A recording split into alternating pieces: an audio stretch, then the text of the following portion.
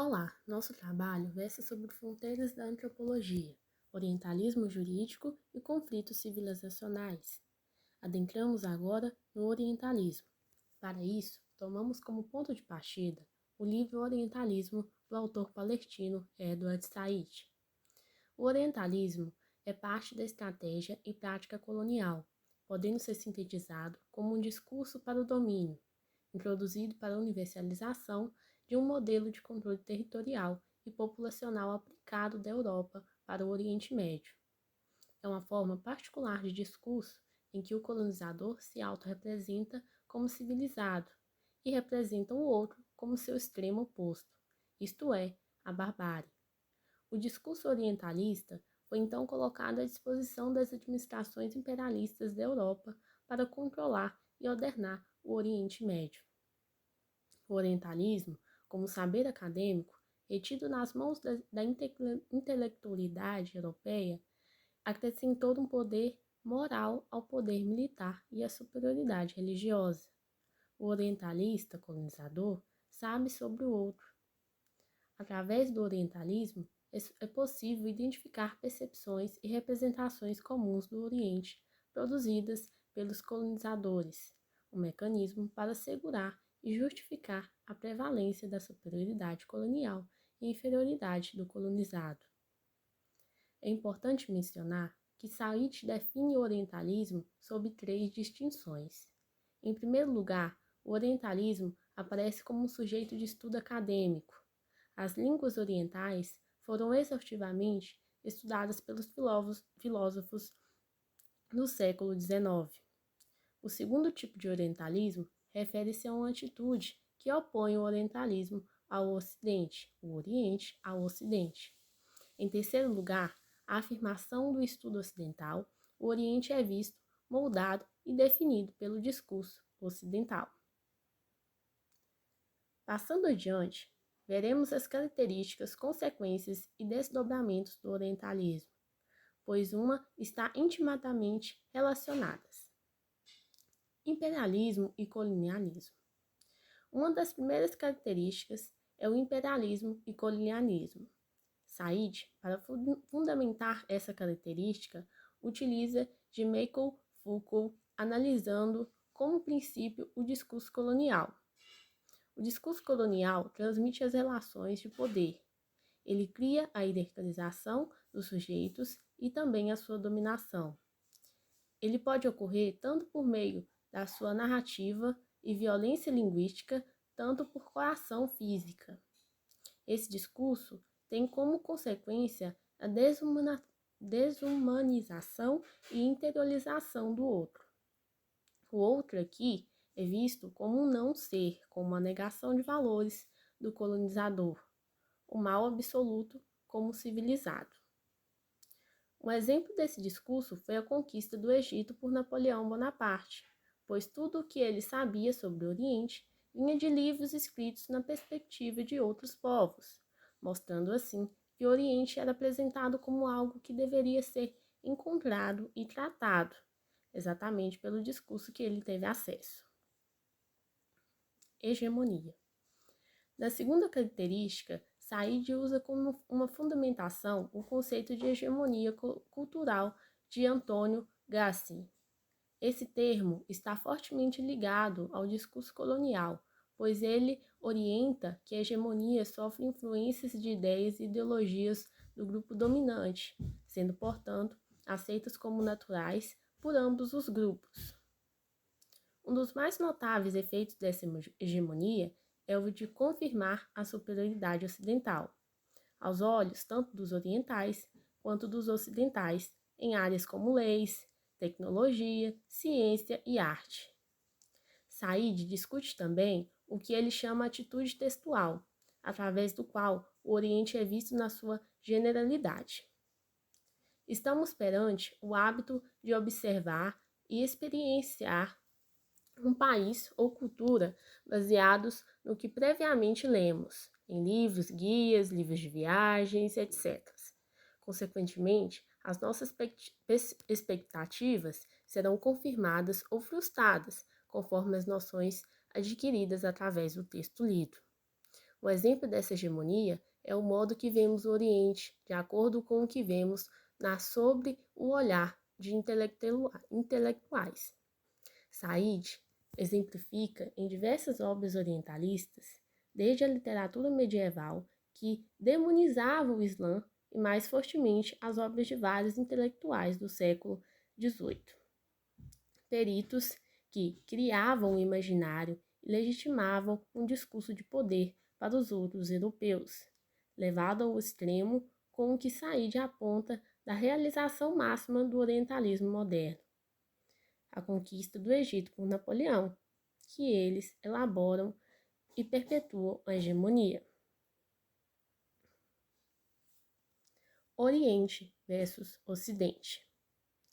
Nosso terceiro ponto de vista se dá na relação do Oriente versus Ocidente.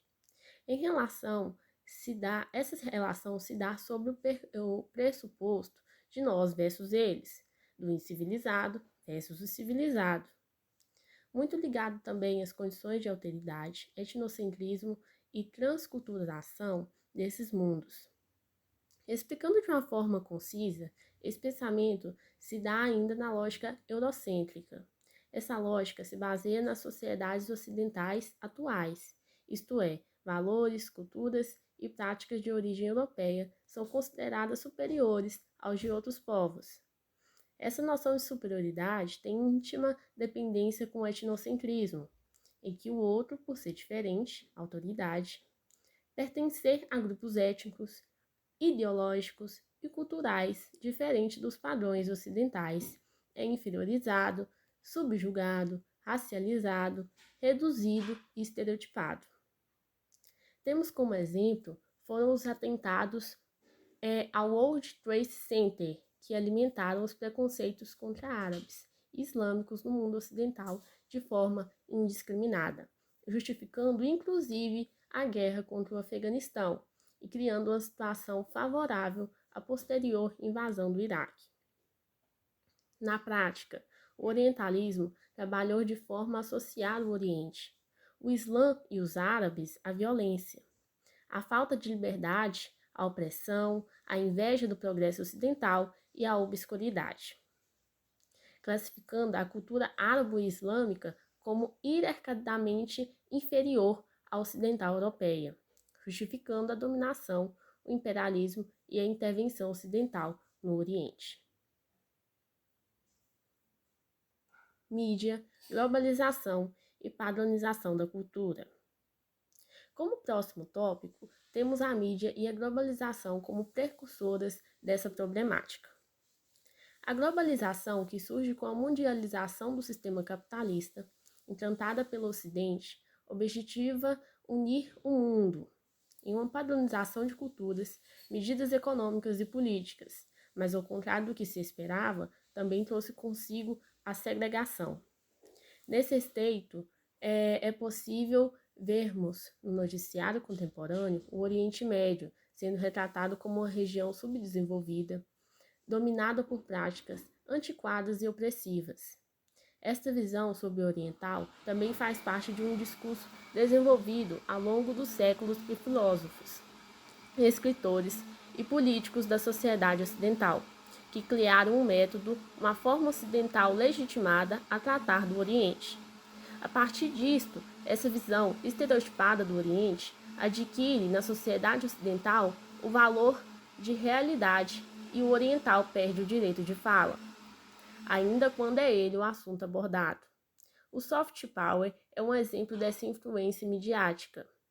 Ele passou a ser uma grande ferramenta dos norte-americanos para impor seus interesses, que se traduzem em exercer poder pelo convencimento e não pela via tradicional da força. Os Estados Unidos, conscientes de seu soft power, o poder suave, exercido por expressões artísticas como a música, o cinema e outras influências culturais, realiza campanhas de diplomacia pública, também conhecida como propaganda, para criar uma imagem favorável, que às vezes é acompanhada de políticas válidas e bem-vindas. A estereotipação, atrelada ao discurso midiático, caracterizam a influência sobre o Oriente. Para isso, usaremos exemplos de como ela pode ser vista. Mas antes, vamos a seu conceito e consequência. Como já foi visto, o indivíduo e a sociedade operam culturalmente identificando diferenças com o outro. Essas diferenças são classificadas de acordo com a posição que ocupam dentro de um sistema mental ou social em que todas as coisas são organizadas. Ao operar estas classificações, o indivíduo, assim como as sociedades, tende a reduzir especialmente o outro a um pequeno grupo de características essenciais, tidas como fixas. Esta visão reducionista é chamada de estereótipo. O uso que o homem faz dos estereótipos para se dar positivamente, para permitir a organização do mundo ao redor de uma pessoa, ou negativamente, servindo como ferramenta para a criação e manutenção de preconceitos e do etnocentrismo.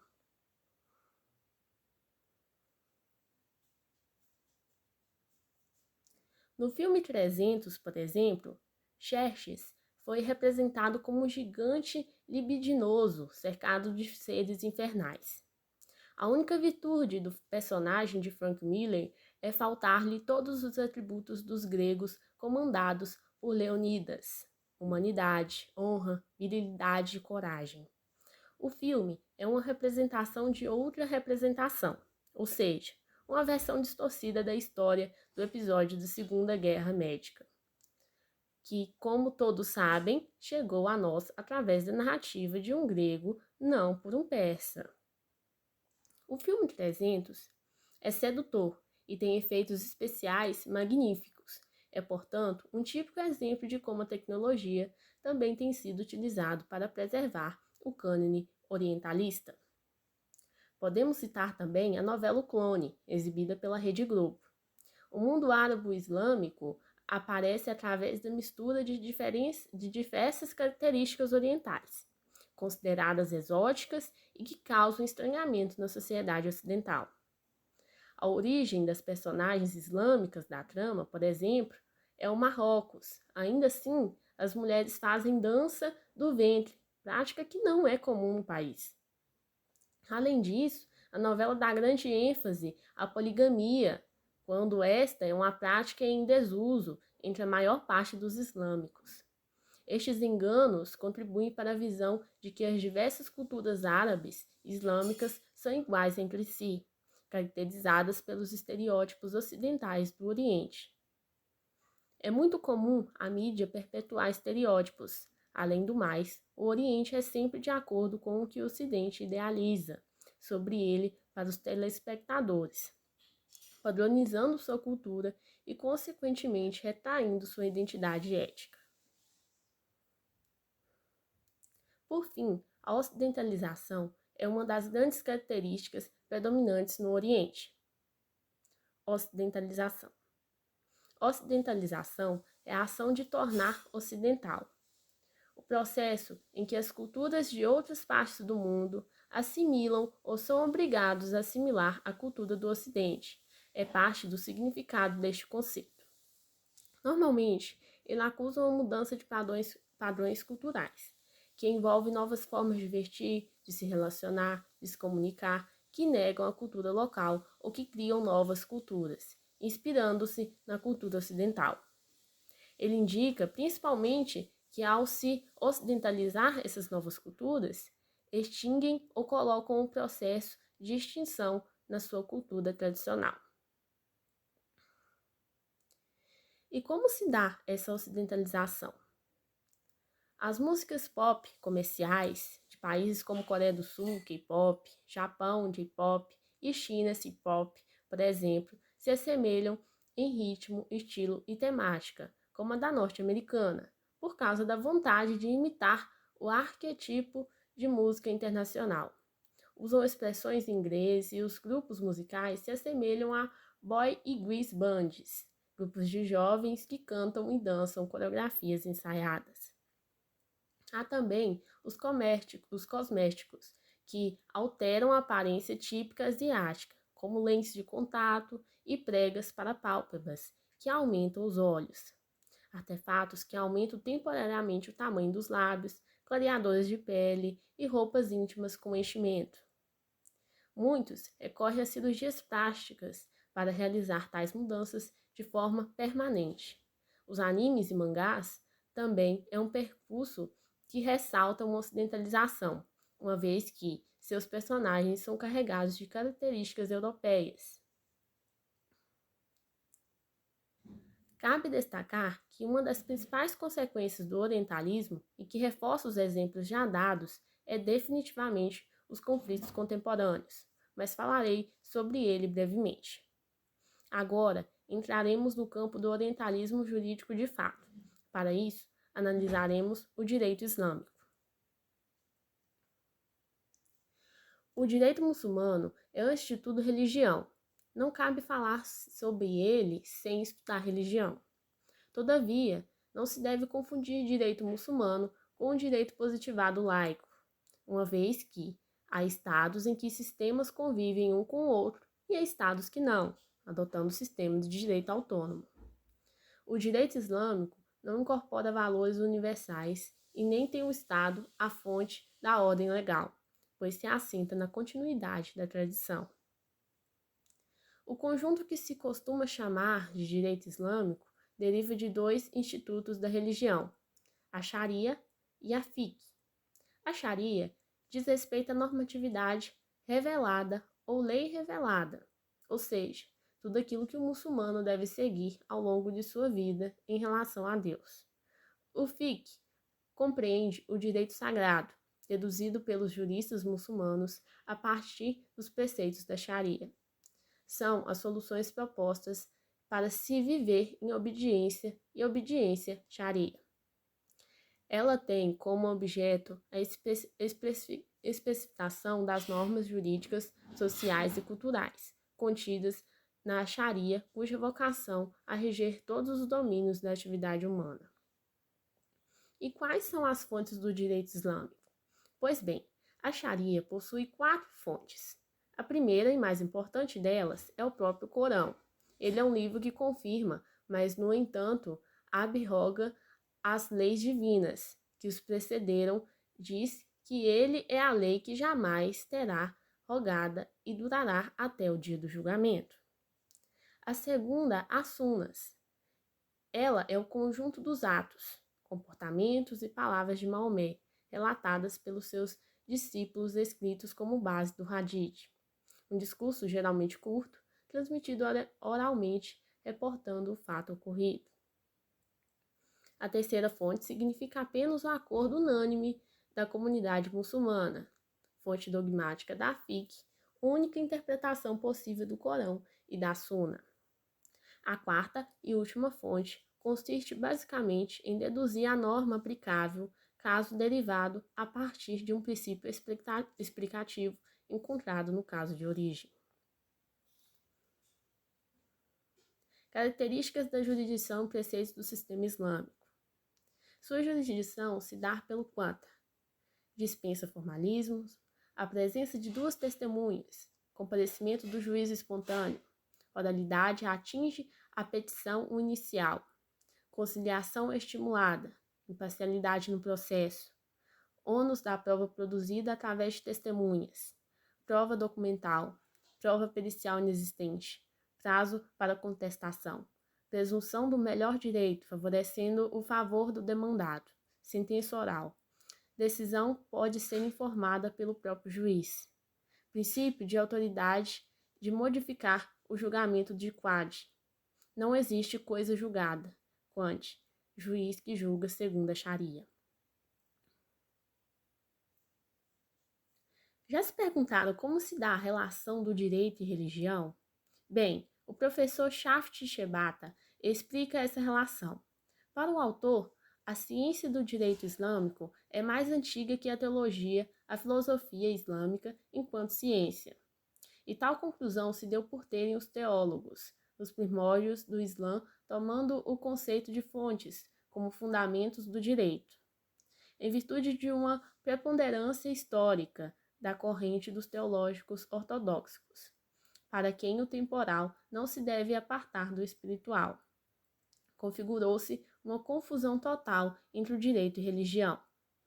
Dessa forma, afirma o professor que a razão que funda o direito, assim como pode fundar uma regra moral, mas apenas a regra jurídica pode ter uma sanção no direito como base de seus ratios legis, que é assegurar a vida em comum e manter a ordem na sociedade.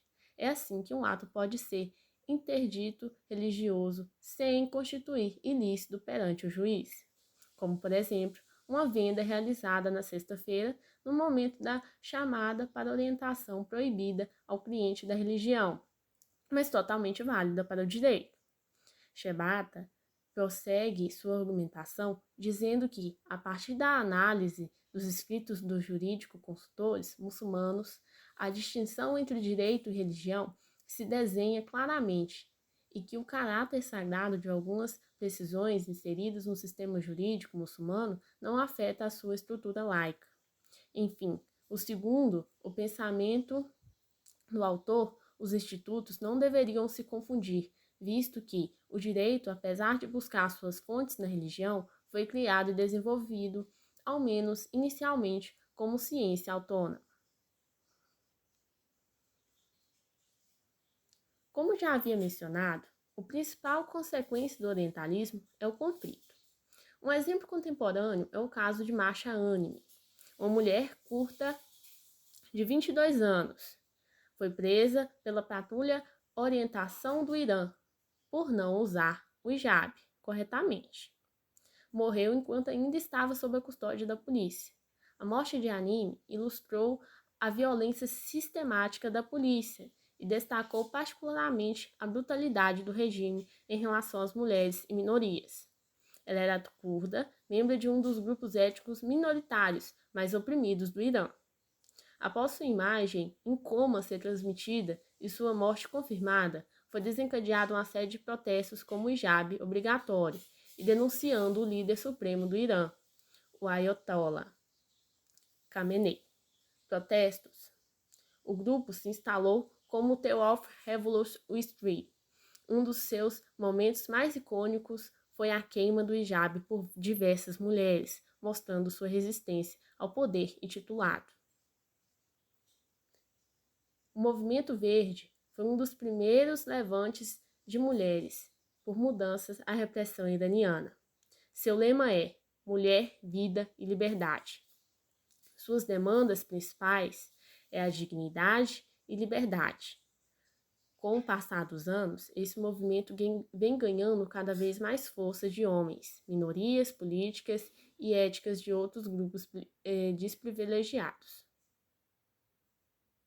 Basicamente, a jurisprudência islâmica reafirma a obrigatoriedade de usar o véu, mas deixa explícito para quem deve usar e como deve usar. Direitos humanos e ocidentalização. As feministas e a mídia ocidental frequentemente rotulam o hijab como um símbolo de opressão e da servidão das mulheres.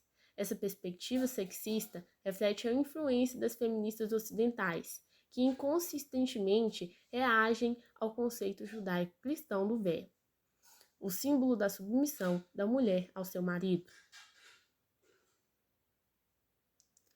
Essas frases indicam o que eu já havia falado anteriormente.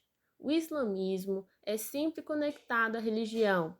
Então, atribuir o hijab como um símbolo opressivo mostra, querendo ou não, o papel da mídia ao ocidentalizar o Oriente, uma vez que o hijab faz parte da tradição histórica.